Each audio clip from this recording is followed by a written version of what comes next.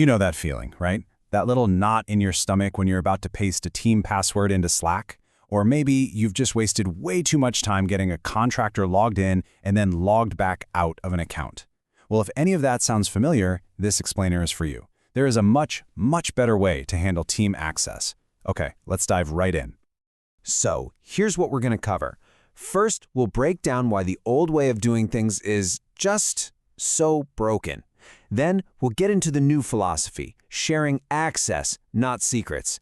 After that, we'll look at some real-world examples of who this helps. And finally, we'll wrap it all up with the huge security and productivity wins your team can score. All right, let's start with Section 1, the problem with passwords. We're really talking about all the chaos and the risk, the hidden dangers and the daily headaches that come from just passing credentials around like it's no big deal. Come on, let's be real for a second. Who hasn't done this? You got to get someone into an ad account or a CMS, and the quickest way seems to be just shooting them the login details. But as it turns out, that simple little act creates some really serious, cascading problems down the line.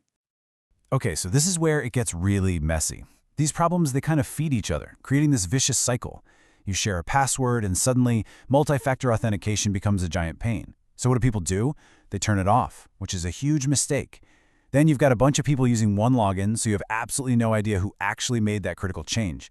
And to top it all off, all this frantic activity often triggers security alerts, locking everybody out. It's just a brittle, chaotic, and honestly, a completely avoidable way to work. So, how do we fix this whole mess? Well, the solution really needs a fundamental shift in how we think about it. Instead of sharing secrets, we need to start sharing controlled access.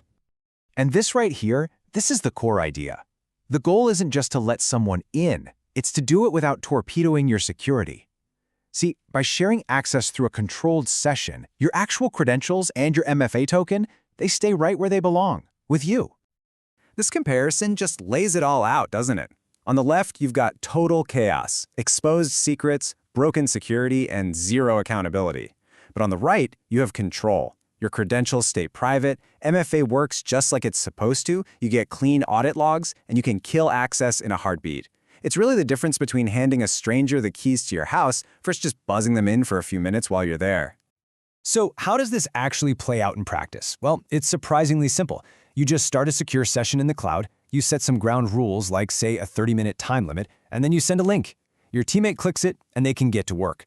When they're done, or if something changes, you just revoke that link. That's it. No password resets, no texting codes back and forth.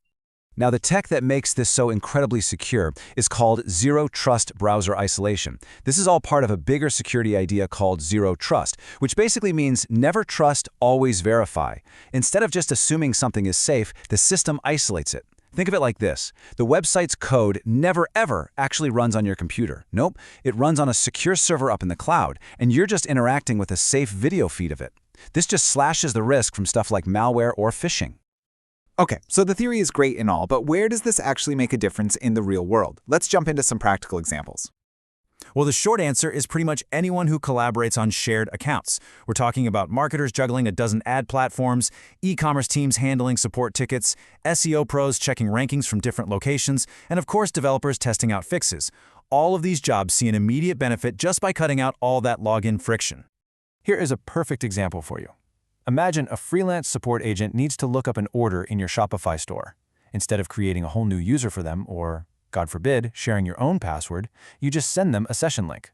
Maybe it's active for 1 hour and it only shows the order page. As soon as that ticket is closed, poof, their access vanishes. And that's the key takeaway here. Access becomes temporary and it's scoped only to the task at hand. Nothing more, nothing less. And listen, this isn't just about security. It's about speed.